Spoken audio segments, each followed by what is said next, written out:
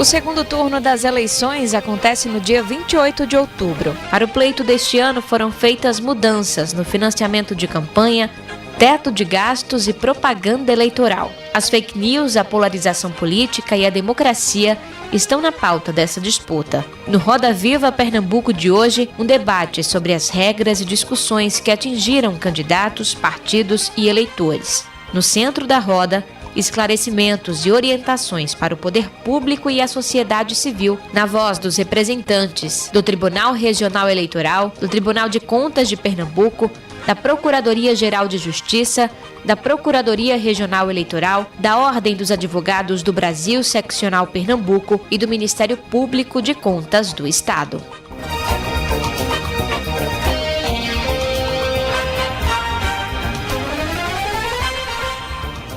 Olá, muito boa noite para você. No ar o Roda Viva Pernambuco. A gente fala para todo o estado de Pernambuco. Você acompanha a programação da TV Nova, da TV Cultura. E o Roda Viva dá sequência. Terminamos a série de sabatinas com os candidatos ao governo do estado de Pernambuco em todo o processo eleitoral. Muita gente, inclusive, mandando e-mail, perguntando se o Roda Viva terá mais uma temporada. E eu já aviso ao telespectador, ao internauta, que sim, o Roda Viva segue mostrando os nomes, as personalidades do estado de Pernambuco e a gente vai para mais uma temporada com o programa Roda Viva Pernambuco. Bom dizer que o Roda Viva Pernambuco, essa marca gentilmente cedida pela TV Cultura e, claro, a gente segue dando sequência a essa programação. Ainda estamos vivendo um momento eleitoral, temos segundo turno em alguns estados brasileiros, segundo turno para a eleição presidencial e a gente vai debater como foi esse processo eleitoral, como está sendo esse processo eleitoral, fake news, são muitos os temas que nós vamos debater nessa noite. Lembro que você pode acompanhar o Roda Viva também pelas redes sociais. É só acessar o Facebook, o programa é transmitido ao vivo também pela live do Facebook. Você pode acessar o meu Facebook, @AldoVilela-Oficial, o Instagram também, ou TV Nova Nordeste, o Facebook oficial, que você pode acompanhar ao vivo em tempo real o nosso programa. Bem, recebendo hoje aqui os convidados, Alexandre Pimentel. Alexandre é desembargador, corregedor do Tribunal Regional Eleitoral de Pernambuco, vai compor a mesa hoje do Roda Viva. Dr. Wellington Saraiva também conosco aqui nessa noite, é procurador regional eleitoral do Ministério Público de Pernambuco. Conosco também, para compor a mesa do Roda Viva dessa noite, o delegado de Defesa Institucional da Polícia Federal de Pernambuco, Dr. Roberto Carvalho, conosco para bater um papo, para conversar, para esclarecer. No Roda Viva de hoje, o promotor de Justiça do Ministério Público de Pernambuco, Dr. Maviael de Souza, também para conversar conosco essa noite. O presidente da OAB, a Seccional Pernambuco, Rony Duarte, é o nosso convidado para também debater conosco no Roda Viva Pernambuco. A procuradora Germana Laureano, procuradora-geral do Ministério Público de Contas do Estado de Pernambuco, também essa noite gentilmente conosco aqui. A charge do programa, o traço do programa, o chargista Ronaldo Câmara, gentilmente cedido aí pelo Jornal do Comércio. A todos, muito boa noite, muito obrigado pela presença. Vou começar com a doutora Germana Laureano, representando aqui as mulheres nessa mesa. Doutora Germana, qual é o balanço que a senhora faz desse primeiro turno aqui em Pernambuco? Em outros estados brasileiros, temos segundo turno, como eu já falei, em alguns estados, segundo turno nacional, mas, no geral, um ano para a senhora diferenciado na política. Que observação faz a senhora, claro, como profissional e como eleitora também do processo de 2018? Boa noite. Boa noite, Aldo. Boa noite a todos os colegas. É um prazer participar do seu programa. Inicialmente, eu queria falar da parte que me toca na atuação do Ministério Público de Contas, na atuação do Tribunal de Contas. Dizer que, como foi uma eleição aqui em Pernambuco, que a gente não teve uma postulação no âmbito municipal e nem nos outros estados, eu acho que no nosso dia a dia foi uma coisa mais tranquila de que quando são eleições municipais. Locais, né? Muito embora a gente tenha sempre o cuidado, porque a gente sabe que, a despeito de não haver a postulação no âmbito local dos municípios, há sempre uma tentativa dos gestores utilizarem a máquina pública para tentarem influenciar nessa corrida eleitoral para o parlamento estadual, para o parlamento federal e para o próprio governo estadual e presidência da República. Então, por conta disso, esse ano o Tribunal de Contas, que atualmente está sob a presidência do conselheiro Marcos Loreto, que infelizmente não pôde se fazer presente, ele reeditou um programa que já tinha sido lançado há muitos anos no tribunal, que foi uma operação Eleições, que é um programa que coloca auditores do Tribunal de Contas, foram 160 auditores, fiscalizando todas as prefeituras. Então, isso gera essa expectativa de fiscalização, ela, por si só, já inibe os desvios. Então, isso também fez com que fosse possível a parceria com o próprio Ministério Público Federal, com o Ministério Público Estadual. Nós emitimos uma recomendação conjunta e isso foi possível que fosse fiscalizado in loco por esses auditores a observância às diretrizes dessa recomendação conjunta, para que prontamente a gente pudesse representar, em caso de descumprimento, aos colegas que atuam no exercício na função eleitoral. Então, o que a gente percebeu é que essa iniciativa, por si só, ela já teve uma capacidade de inibir uma prática de desvio de recursos. Possíveis desmandos, né? Então, eu acho que, pelo menos do que chegou para a gente, eu achei que foi um processo eleitoral mais tranquilo. Perfeito. Do ponto de vista do nosso dia a dia, de quem atua na fiscalização de atuação de recursos públicos. Como cidadã, eu observo que os nossos colegas que atuam no mundo eleitoral propriamente devem ter tido mais trabalho, porque a gente está observando essa coisa da fake news, esse acirramento maior nas próprias mídias sociais, do debate eleitoral, extravasando aquilo que é a possibilidade do diálogo, digamos, benfazejo, com respeito às liberdades individuais. Então, nesse ponto de vista, eu observo um acirramento e uma exacerbação daquilo que está dentro do permitido, daquilo que está dentro do harmônico, daquilo que está dentro do que seria o jogo pacífico eleitoral. Entendo. Vamos conversar muito essa noite, viu? Doutor Alexandre, qual é a observação que o senhor faz desse processo eleitoral?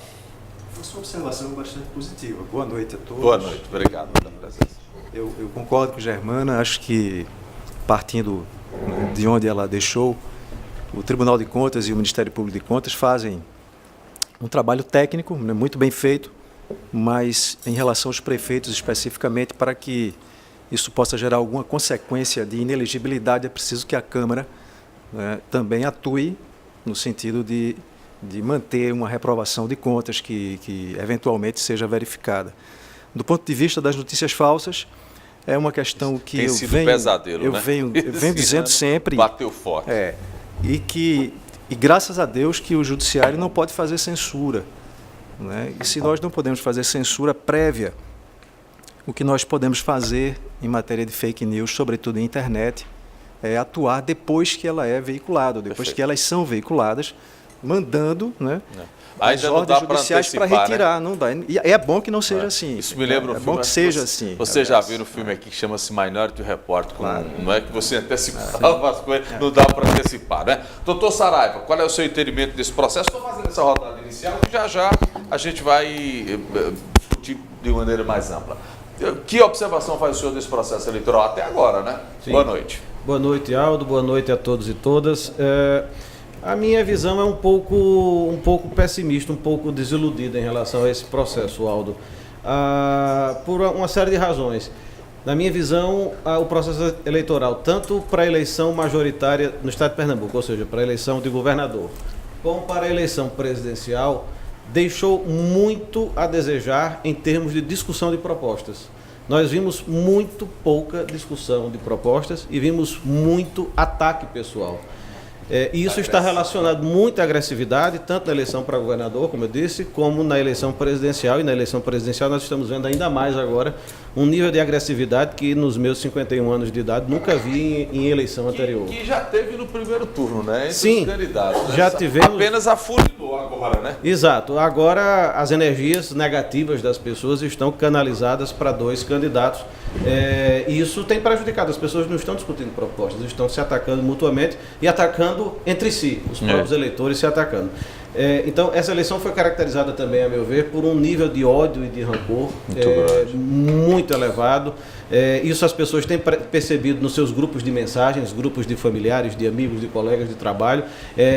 Os conflitos têm aflorado o tempo inteiro, as pessoas não têm conseguido serenidade. Aliás, estão dizendo que depois da eleição, viu, doutor Rony, do Germano, enfim, que reunir família, né, e amigos não vai ser mais uma reunião, vai ser audiência de conciliação. É verdade. É uma piada que estão fazendo para tentar brincar um pouco. Felizmente o brasileiro ainda tem uma grande capacidade de bom humor. Mas eu destacaria também outros 2 elementos que foram para mim muito marcantes nessa eleição, que foram a importância das tecnologias, das novas tecnologias e das redes sociais, né? Elas estão desempenhando um papel crucial nessa eleição. E dentro desse universo, o tema que você já mencionou aqui, que Germana e Alexandre também mencionaram, que é o tema das notícias falsas, né? Que tem maculado, tem manchado esse processo eleitoral de uma forma muito grave. E ao mesmo tempo em que eu concordo plenamente com o Alexandre, no sentido de que o judiciário não pode exercer censura prévia, por outro lado, eu penso que os mecanismos de repressão, a criação e a divulgação de notícias falsas têm que ser aperfeiçoados para os próximos processos eleitorais. Nós não podemos permitir que as pessoas façam das notícias falsas um negócio, porque existem pessoas que estão estão obtendo lucro com isso. Nem podemos permitir que o debate, que as notícias falsas sejam um instrumento de conquista de votos no patamar em que estão sendo nestas eleições. Porque talvez, né, Saraiva, a coisa está acontecendo, você está trocando o pneu com o carro em movimento. Sim, é verdade. Né? Nessa questão de fake news. Doutor Roberto Carvalho, que observação faz o senhor desse processo aí como homem forte aí da Polícia Federal, quando se fala em fake news, hein? Boa noite a todos. Boa noite. Quero agradecer o convite. Obrigado. O período pré-eleitoral para a Polícia Federal foi muito tranquilo esse ano. Tivemos baixíssimo índice de instauração de investigações. As fake news estavam atemorizando muito o pessoal que trata de crimes eleitorais, principalmente em Brasília. Só que a gente viu que para fake news chegar ao crime tem que ter uma série de requisitos e pouquíssimas se enquadram dentro desse patamar. Aí o que pegou mais para o lado da Polícia Federal foram as investigações e as instaurações de inquéritos no dia e nos dias anteriores das eleições. Porque a Polícia Militar e a Polícia Civil teve uma grande capilaridade nessa eleição, com um aumento de efetivo considerável, e foram diversas ocorrências. Tanto que essa eleição, apesar de parecer mais tranquilo, teve mais ocorrências do que a última eleição para prefeito e vereador, que é até mais acirrada, historicamente. Agora, por conta do local, Por conta do local, são rixas familiares de localidades e tem mais ocorrências naturalmente. Muito bem. No seu entender, então, essa foi mais pesada, né? Um pouco mais. Doutor Maviael de Souza, qual é o seu entendimento aí nessa primeira participação? Boa noite, Aldo. Boa noite a todos e a todas.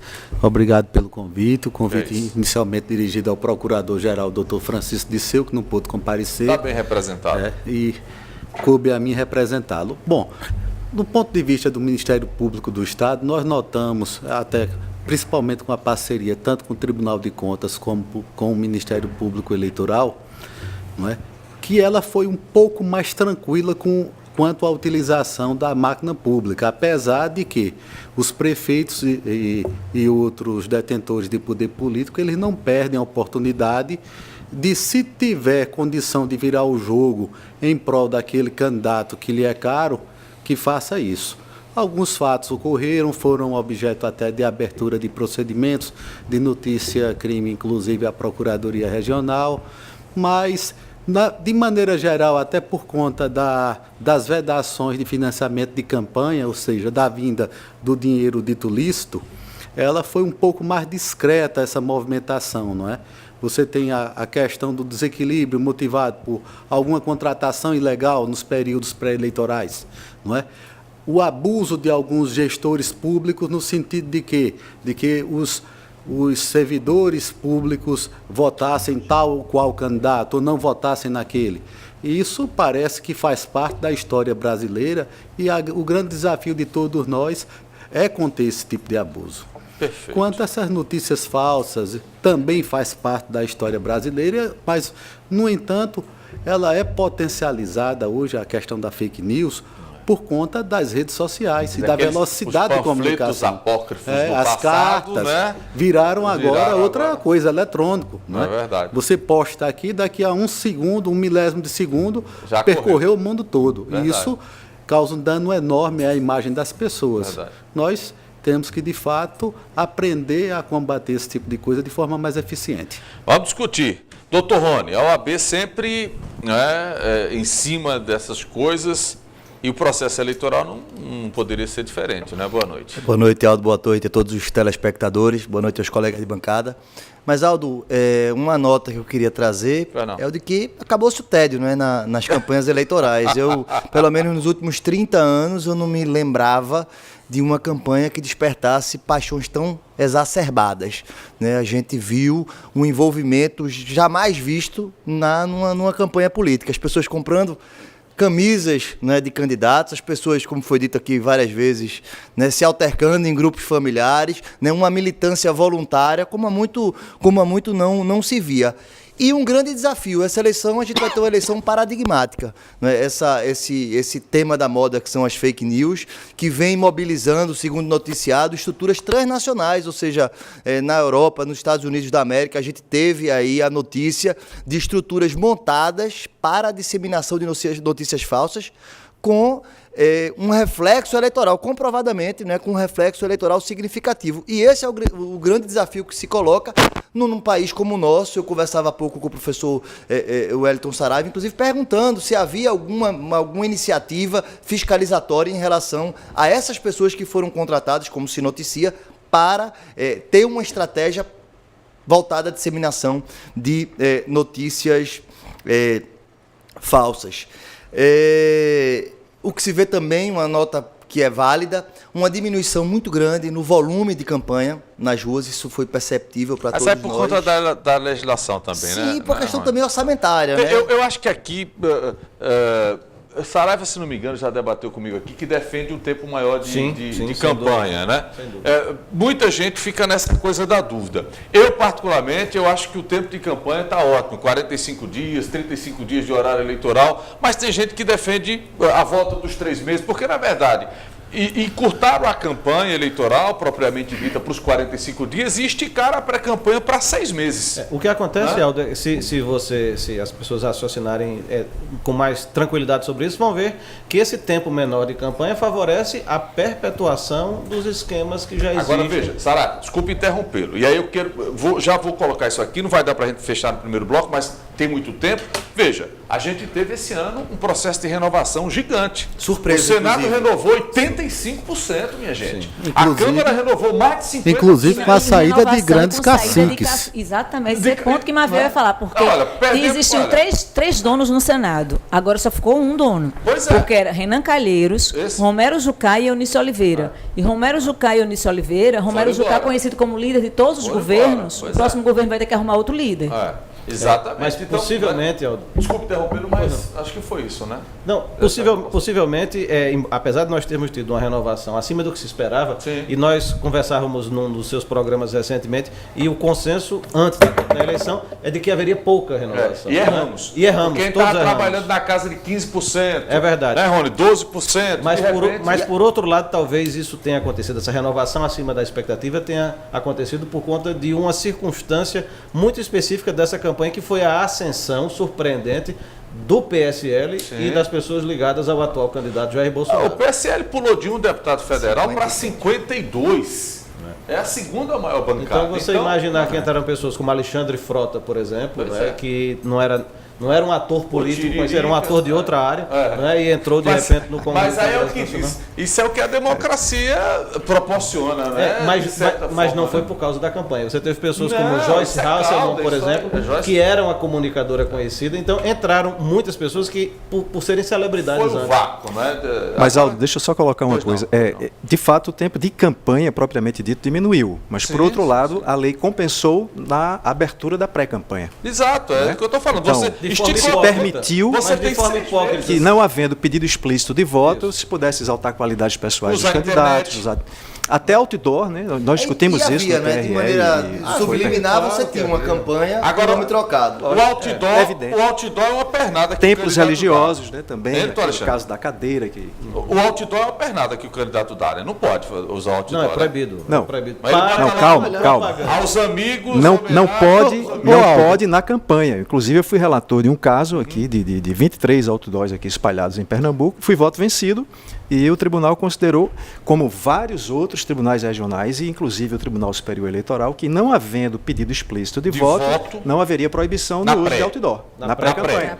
Mas o fenômeno, inclusive, da utilização dessas mídias clássicas, como outdoor, etc. e tal, ele se mostrou não tão eficiente, né? Você imagina que o candidato hoje que teve melhor sucesso eleitoral, ele optou por mídias eletrônicas, por redes sociais e etc. Mas usou muito outdoor eletrônico também. Sim, é eletrônico, não é porque a forma da comunicação com as pessoas mudou, aquele outdoor parado, aquela coisa, não é? Fulano, obrigado por isso, obrigado pela construção da ponte, mas, olha, do lugar nenhum, não é? Você deve levar em consideração o seguinte, saiu pesquisa semana passada, já dizendo que esse ano televisão teve uma influência infinitamente menor que rede social. Está aí Geraldo Alckmin que prova isso. Teve um latifúndio televisivo e teve um desempenho pífio. Né? Então, e, aliás, é bom que se diga que esse horário não é gratuito, né? Como se diz, né? Não é gratuito. É pago pela população.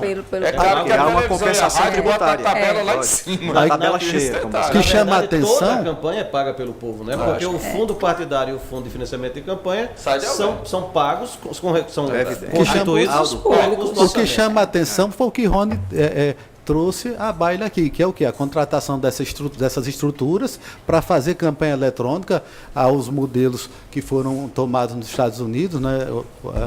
Até que a empresa foi à falência, né, por conta das investigações, etc. e tal. Até que ponto isso não é aplicado aqui. Ou se não será no futuro. E a notícia, inclusive, da contratação de um consultor o cara que foi o marqueteiro do Trump lá, né? Bauman, né? Vamos pro intervalo, daqui a pouquinho a gente volta. O papo tá ficando bom, viu? Daqui a pouco a gente volta para dar sequência ao segundo bloco do Roda Viva Pernambuco. Até já.